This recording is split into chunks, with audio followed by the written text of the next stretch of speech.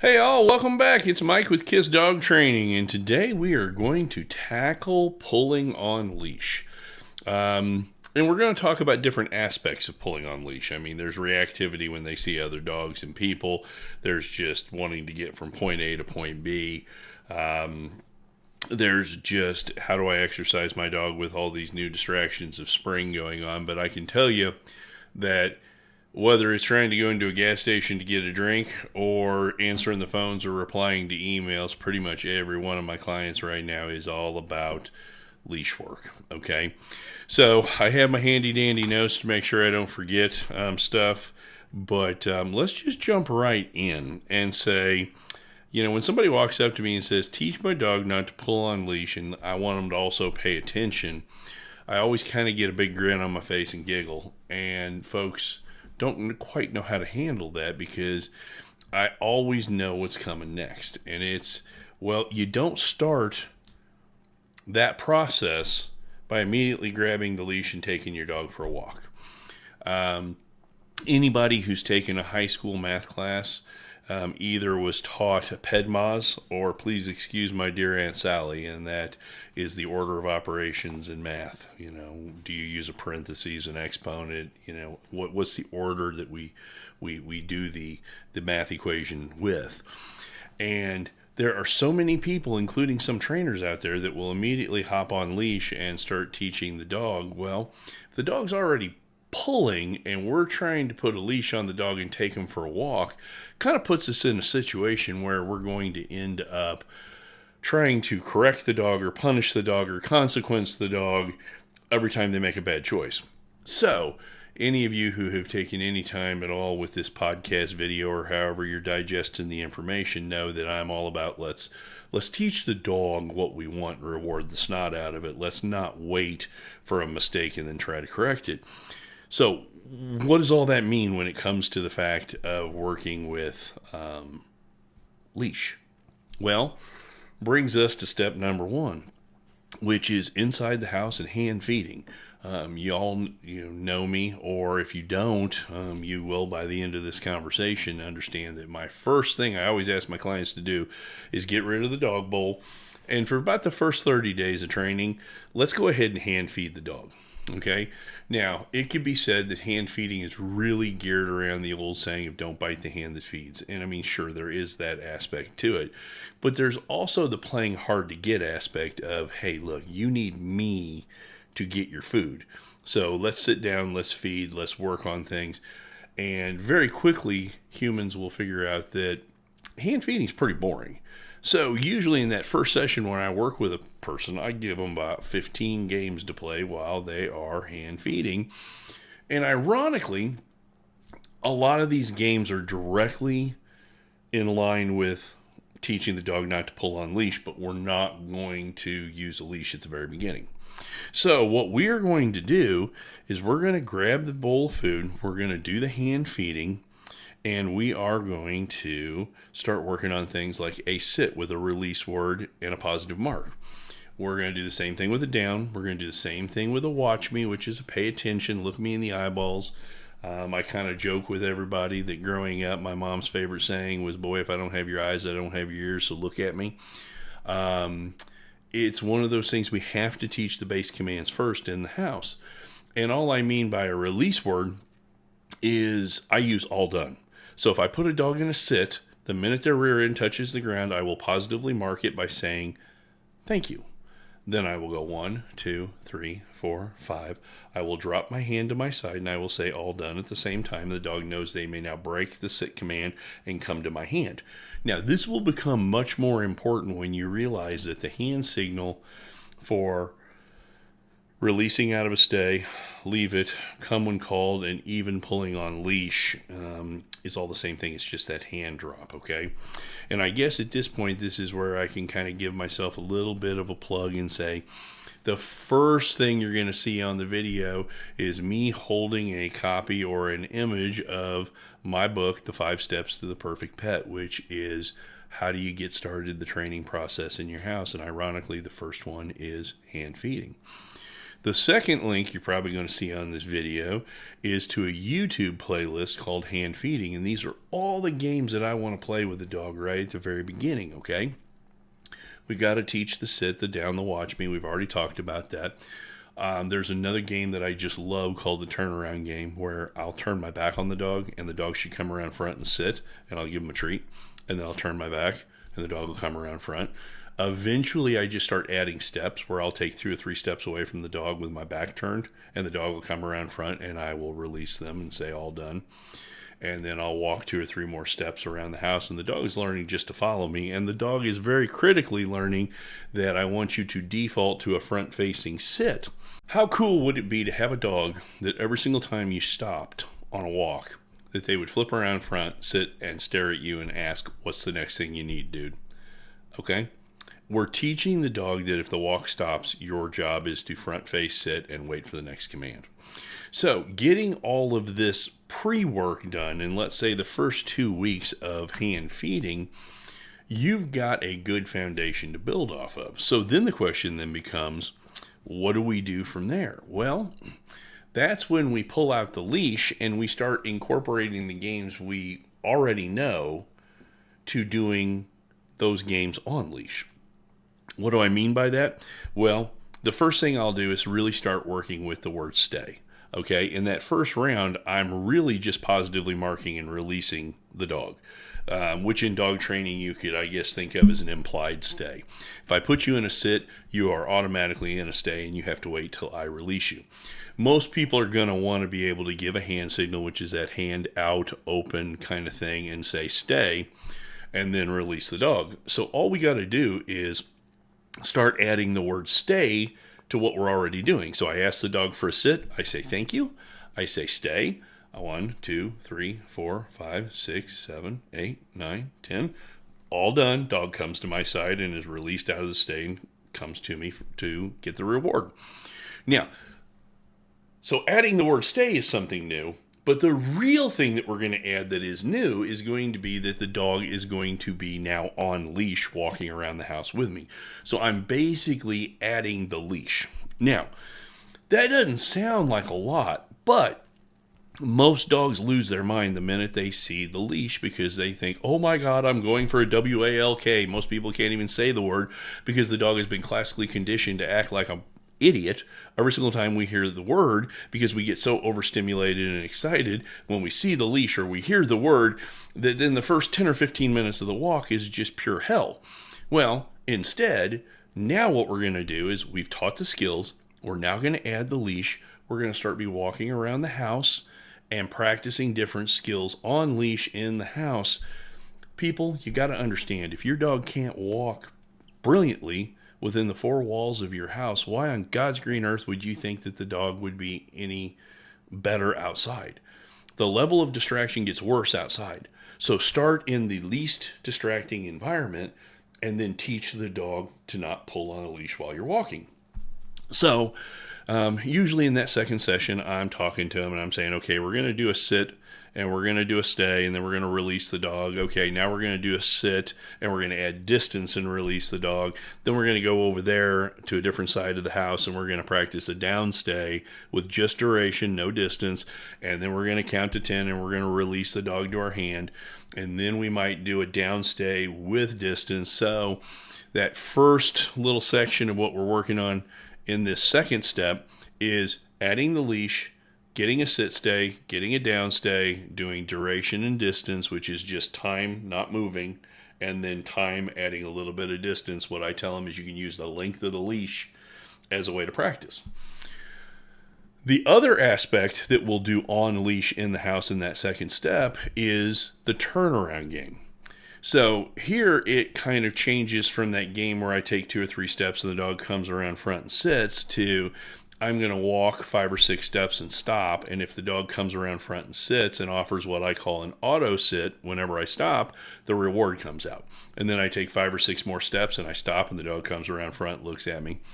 Now, a lot of you may be wondering at this point, why aren't you putting the dog in a heel on the side? And the real reason, I guess, is more of a flashback to my mom, who was the one always saying, if I don't have your eyeballs, I don't have your ears.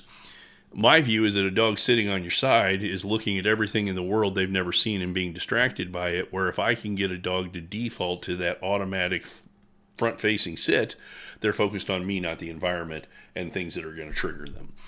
So, third little thing that we really start working on is the command leave it. Now, I kind of left this out in that first step where we're just doing the hand feeding. And if you watch that video of the link that will be posted on the video and in the notes, one of them is going to be showing how to start teaching the command leave it. Now, I'm going to be honest. I think the leave it command is the most powerful command you can have with a dog. I don't want your dog to think leave it is a no bad dog command, because they're not in trouble. It's just, if you give that up, whatever you're distracted by, and pay attention to me, I'm going to reward you. I'm more important than the distraction. So in that first level is where we're going to put a treat on the ground, and we're going to cover it with our hand, and we're going to say, and toss a treat off to the side. And the dog leaves the one that I'm covering to go get the one I just tossed away. And then before you know it, you're going to be covering it and saying leave it, and the dog's going to be looking to that area where you've been throwing the treat, because that's the routine the dog is starting to recognize. Eventually, I'll cover it. I'll say leave it and just hold my hand over here, and the dog will go to that hand, again, teaching them that that hand is part of leave it. Once the dog gets good at that, we can start dropping the treat on the ground and covering it with our foot and saying, leave it. And now the dog's got to look up at me. And the minute I get eye contact, good dog, here's your reward. And now the dog has to make eye contact with me, not looking at the treat, but looking me in the eye to get the reward. Now, if you're listening to this on a podcast, even if you're watching this video, hopefully I'm doing a good enough job at describing how all this works, but this is where that first set of hand feeding exercises is so critical to start off. In this second section that we're talking about, we're not only going to be talking about how to teach leave it, and there's going to be videos of me doing all the different stuff with a dog so you can see the nuts and bolts of it, but I think this is also the point in time where downloading or purchasing our book on recall, which is called How to Get Your Dog to Come Without Being a Butthead, and the book that is geared towards pulling on leash, which is called Whoa Dog Whoa. I have figured out over the years, some people are going to want to watch videos, some people are going to want to listen to me, some people are going to want to read a book. Heck, we've even done audiobooks that are available so that you can listen to them on your way to work if you don't have time to do this. But I find that usually if I can get somebody to start getting information in 2 or 3 different ways, everything starts to kind of circle back, okay? But coming back to this second section of training where we get the leash out, this is where the rubber hits the road on leave it, and this is where we really start teaching leave it. So I'll have the client with the dog holding the leash, and I'll put a pile of dog food out in front of the dog, and I will tell the client, okay, hold on to the leash, don't let the dog get to the treat. But now say leave it, and have your hand down its side, so if the dog does turn around and look at you, the dog sees the reward, gives up the pile of treats, and comes back to you. This is, in essence, the first time we've really done a real leave it. That pile of treats could be a squirrel, it could be another dog, a small child, a blowing leaf, anything that distracts the dog. But this is where we really start getting good at it. So you're going to be in the second section of training, which again will last anywhere from 10 days to 2 weeks, of just walking around your house on leash with the dog, ignoring piles of dog food that have been already set up and placed, practicing your sit stays and down stays, and working on the auto sits so that the dog starts to learn these new skills. Because again, if I took the dog out in the front yard right now and expected them to leave another dog or a small kid riding a big wheel up and down the street, the dog would not have the skills yet to do it. And unless we want to go down that punishment route, let's spend time building the foundation of leave it means the hand drops, the hand has food in it, you come to the hand, leave the distraction or trigger, and now we have a dog who's redirectable. I'll be honest with you, leave it is the apex command. I think if you can, it's the top of the pyramid. If you have a dog who's redirectable, You can now create alternative behaviors. Don't do that. Come here, focus, sit, stay, go to your crate, do this, do that. You have a dog who's listening, paying attention, and doing everything that you want. So, as we kind of go into this, we talked about a couple of books in that first section. And when I say books, I've written 9, but they're anywhere from 40 to 80 pages in a paperback. So they're really not, massive books. These are the kind of books you can read in 30 minutes to an hour with no problem, or listen to by the time you drive to work and drive home. So they're just going to be simple ways to get started. And of course, we are going to include the second playlist off the YouTube channel, which is adding the leash, so you can see some of these exercises that we are doing with the dog. Okay, so now we have to add distraction. So to me, this is when the backyard and the front yard, as well as the driveway, and we're going to talk about that, start to come in. So you've already done that first week, first session of hand feeding. Then you've done the second session with adding the leash and working inside the house with leave it and stay and the auto sits. Now let's get a leash or a long line, whichever you feel more comfortable with. And that's something that maybe we'll do a video on later, is the difference between a long line and a regular leash. But either way is going to work at this point. And we're going to take it from the house to the backyard. And you're going to notice the minute you walk out in the backyard and start asking your dog to do some of these skills that they're going to kind of fail a little bit. They're going to kind of retrograde back, and it's going to be too distracting, and they're going to have a hard time getting some traction and kind of getting things going. After we've done that for a while, then we can go to the front yard, and you're going to see the front yard's even harder than the backyard when it comes to distractions. I always joke with my clients that the front yard is kind of the forgotten fruit. You're not allowed to be out in the front yard.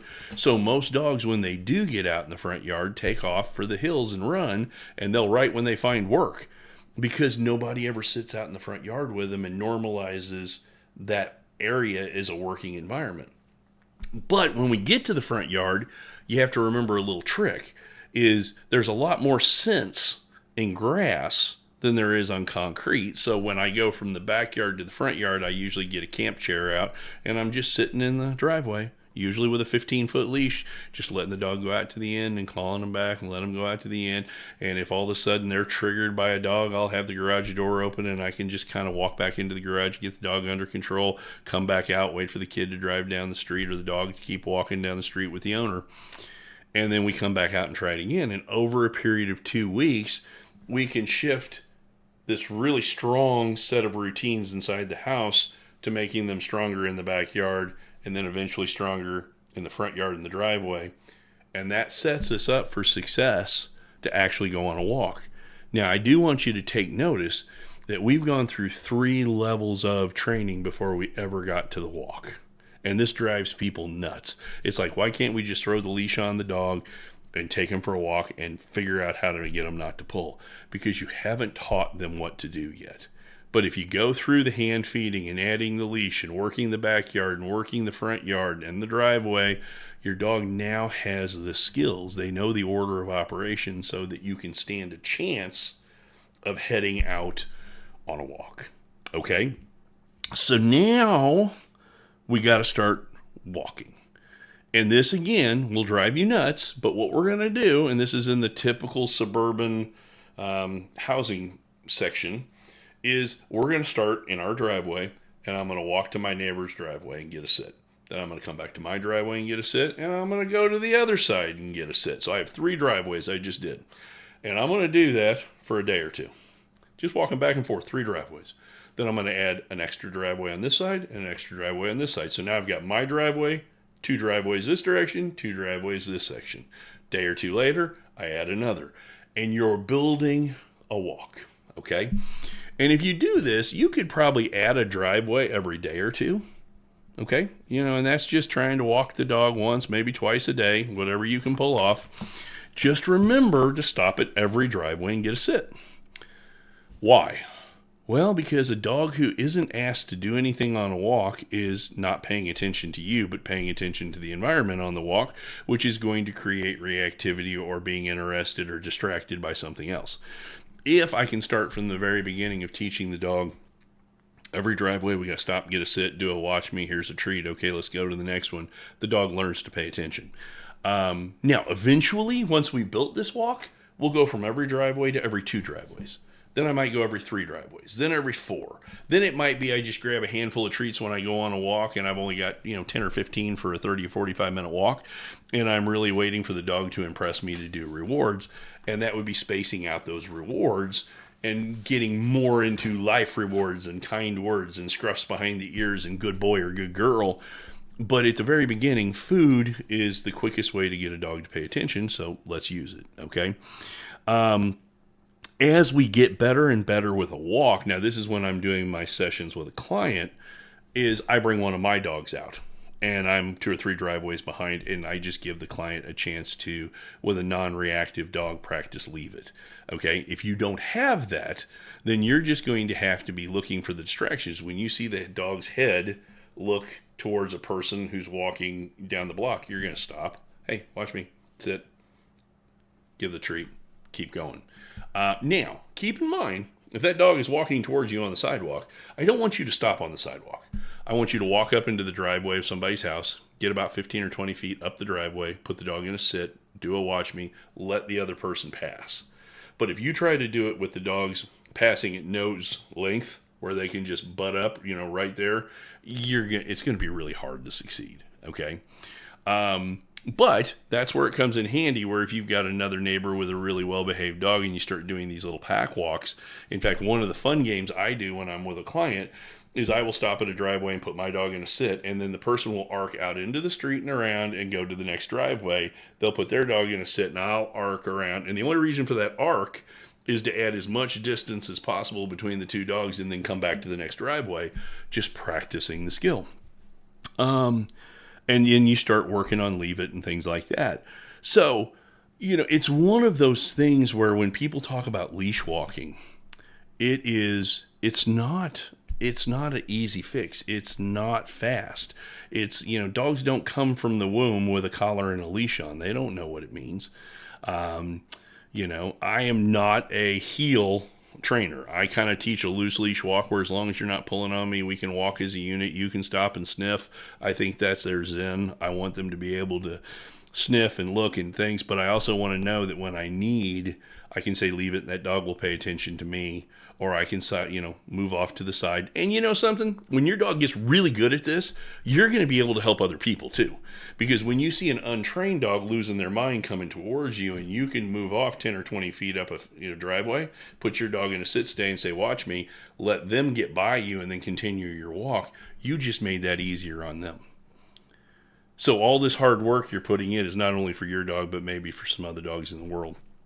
Okay, a little bit of review. I do think, the books that we have written, which are 5 Steps to the Perfect Pet, Whoa Dog Whoa, and How to Get Your Dog to Come Without Being a Butthead, will be beneficial. I do think that looking at the playlist called Hand Feeding, adding the leash, and even, trying to find some of the other Leave It videos on our YouTube channel will come in really handy. There's a great one called Chillin' in the Driveway, where I just set up a long line and a camp chair, and I put a can of cat food out there so that one of my dogs will try to be distracted and keep rewarding them for coming away from it.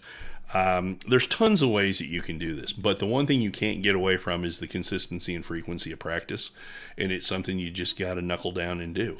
It doesn't mean you got to practice 45 minutes every single day. You could take 2 15-minute walks and do them every day, and within a month you would have a dog that is 10 times better than when you started. And I would say if you could invest 3 months in training, you're going to be a rock star in your neighborhood. It's just a question of how consistent and how frequent with the practice and the rewarding and the routines and all that good stuff is. So, since I was doing all my client work with reactivity and leash walking, and I, have been, having to give this little stump speech multiple times in gas stations of how I do it, I figured it might be a good topic. So if you've got any questions, shout. I'm sure, this was kind of a 40,000 foot view of how to do it, but if you've got specifics of going, I don't understand what you meant by that, email us, let us know. Remember, anything you can do to help out the podcast or YouTube channel, you can support us with as little as $3 a month through Buzzsprout, who hosts our podcast. This is Mike with K.I.S.S Dog Training. We appreciate it, and you have a great day.